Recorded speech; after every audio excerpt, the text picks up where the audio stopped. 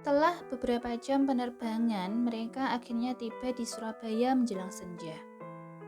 Dari pangkalan udara pribadi milik keluarga Maeswara, mereka langsung menuju ke mansion yang terletak di area pegunungan. Dulu, sewaktu masih muda, ayahnya pernah tinggal di sini, menjadi bodyguard untuk Paman Haris dan istrinya sebelum bertemu ibunya. Itulah sebabnya mengapa ayahnya sangat ingin menghadiri acara pernikahan ini. Anak-anak Paman Haris adalah juga teman masa kecilnya sejak dia berusia 6 tahun hingga 17 tahun. Sebenarnya mereka semua memiliki ikatan darah kecuali dirinya. Dia benar-benar orang asing. Dia hanyalah seorang anak yatim piatu yang diadopsi oleh ibunya sejak bayi. Awalnya Dev diasuh oleh kakek dari pihak ibunya, sampai ia berusia 6 tahun. Lalu karena suatu kejadian, ia kemudian dibesarkan dan dilatih oleh kakek dari ayahnya di sebuah pulau pribadi yang jauh dari daratan utama. Di sanalah semuanya bermula. Bagaimana dia bertemu dengan si kembar dan si kembar tiga. Serta di sana pula lah dia mengenal Vivian, putri dari salah satu guru private-nya. Sampai ketika ia berusia 16 tahun, kakeknya dari pihak ibu, kakek Danu, jatuh sakit dan dia harus kembali untuk merawatnya.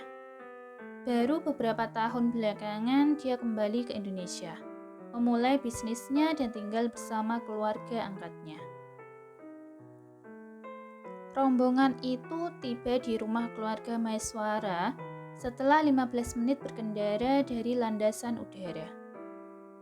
Rumah tersebut terlihat begitu berwarna dengan pencahayaan di halaman, serta persiapan untuk acara pernikahan terlihat sangat megah. Bukan hanya mereka yang datang lebih awal, tetapi beberapa rekan bisnis lainnya dan beberapa keluarga bangsawan juga datang lebih awal untuk menghadiri pesta pernikahan yang akan diselenggarakan esok hari. Wisnu, Bibi Andrea, nyonya besar di rumah tersebut menyambut kedatangan mereka ketika tiba di ruang tamu, bersama dengan suaminya, Tuan Haris Putra. Keduanya menyapa keluarganya dengan ramah. Apakah ini Davi? Wanita paruh baya itu menoleh padanya. Benar, Bibi. Jawabnya sebelum menundukkan kepala sedikit.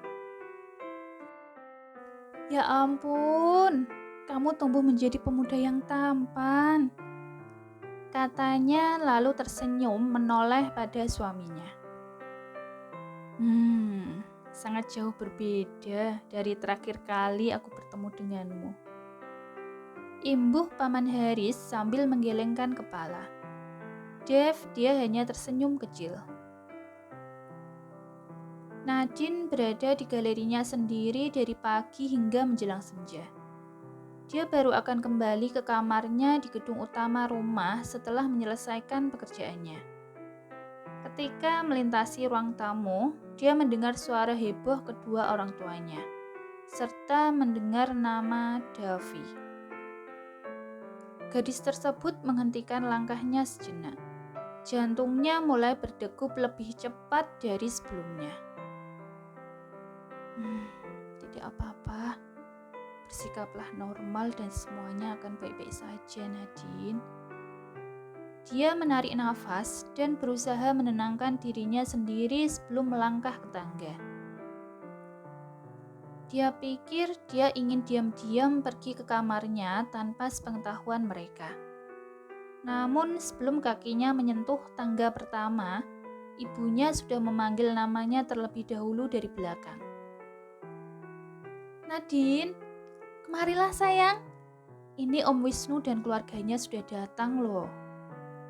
Ibunya menoleh dan melihat ke arahnya. Dev terkesiap ketika tiba-tiba Bibi Andrea memanggil nama Nadine. Jantungnya sedikit berdebar. Dia berusaha tetap tenang sebelum mengalihkan pandangannya ke sosok gadis yang berdiri di tangga.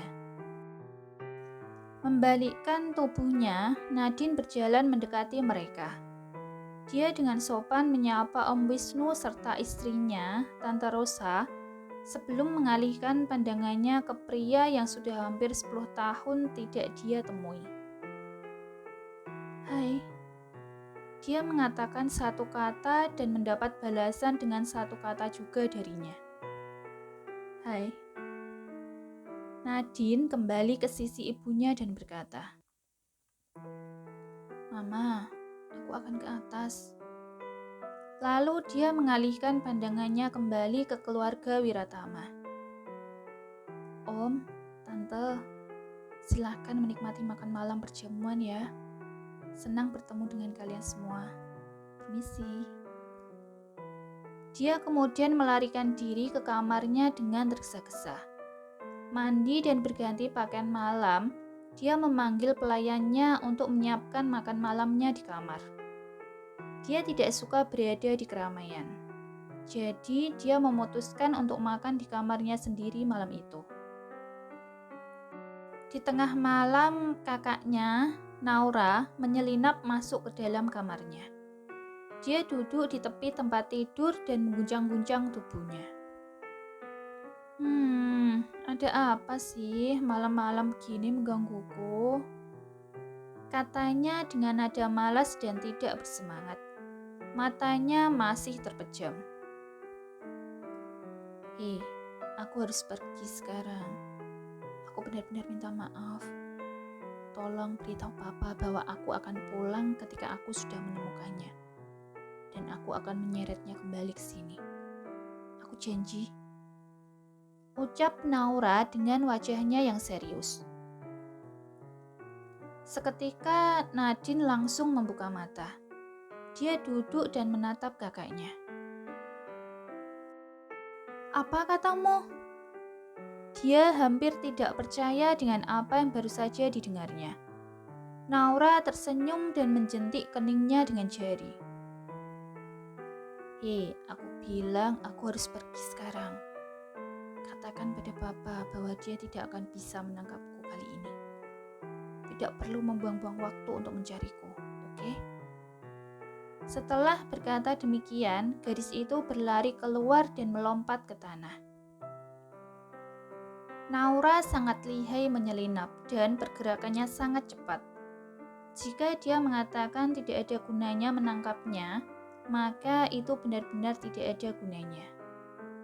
Nadine bangun dari tempat tidur berusaha mengejar kakaknya. Namun itu sia-sia. Dia lalu pergi ke kamar ayahnya. Mengetuk beberapa kali, tidak ada jawaban dari dalam. Dia akhirnya pergi ke ruang tamu dan masih tidak menemukan mereka di sana. Semua tamu sudah tidur di kamar tamu karena kondisi rumah tidak terlalu berisik seperti tadi. Nadine, dia terus mencari sampai dia mendengar suara ayahnya di gazebo yang tengah mengobrol bersama Om Wisnu serta istrinya, dan juga Davi pastinya. Karena dia ingin menyampaikan pesan dari kakaknya, dia memberanikan diri menghampiri mereka. Papa, Mama, ada sesuatu yang ingin aku katakan. Katanya canggung ketika semua mata tertuju padanya. Ibunya mengerutkan alis sementara ayahnya merasa sedikit tidak nyaman. Keduanya berjalan ke arahnya dan bertanya, "Ada apa sayang? Apa ada yang mengganggumu?" Tanya ayahnya sedangkan ibunya menatapnya dengan ekspresi penuh tanya. Naura, Naura, dia apa? Pak Haris menyela. Jantungnya sudah berpacu di dalam. Dia bilang dia akan pergi mencari calon suaminya dan akan menyeretnya kembali. Kurasa kainan kabur. Kedua orang tuanya terpaku di tempat. Haris segera mengeluarkan handphone, ingin menghubungi anak buahnya. Tetapi putrinya menghentikannya. "Papa, dia bilang tidak perlu membuang-buang waktu untuk mencarinya." Itu membuatnya berhenti. Pria setengah baya tersebut berjalan ke gazebo lagi dengan ekspresi bingung di wajahnya. Sementara ibunya Andrea mengikuti dan duduk di samping suaminya. Nadine dia berdiri di belakang orang tuanya. Om Wisnu merasa ada yang tidak beres di sana. Dia menoleh pada istrinya yang hanya dibalas dengan mengangkat bahu. "Haris, apa telah terjadi sesuatu?" Dia akhirnya memberanikan diri untuk bertanya. "Aku tidak tahu bagaimana aku harus mengatakannya," katanya dengan nada yang sedih. "Beritahu kami, mungkin kami bisa membantu," kata Om Wisnu sekali lagi. Paman Haris kemudian menatapnya sebelum mengalihkan pandangannya ke Davi. "Dev, apa kamu punya pacar sekarang?" Tanyanya membuat Dev yang tengah meminum jusnya tersedak. Dia ingin mengatakan tidak, tapi rasanya dia punya. Meskipun dia tidak pernah mengatakan apa-apa kepada Vivian, tetapi hubungan mereka sudah seperti pasangan. "Apa yang sebenarnya terjadi?" tanya Om Wisnu sekali lagi. "Putri kami, Naura, calon pengantin yang akan menikah besok pagi, dia telah melarikan diri untuk mengejar suaminya yang kabur." Bibi Andrea akhirnya menumpahkan masalah yang sedang mereka hadapi saat ini. Semua yang ada di gazebo terdiam. "Noah, dia sudah menikah, dan aku hanya mempunyai 2 anak perempuan yang tersisa.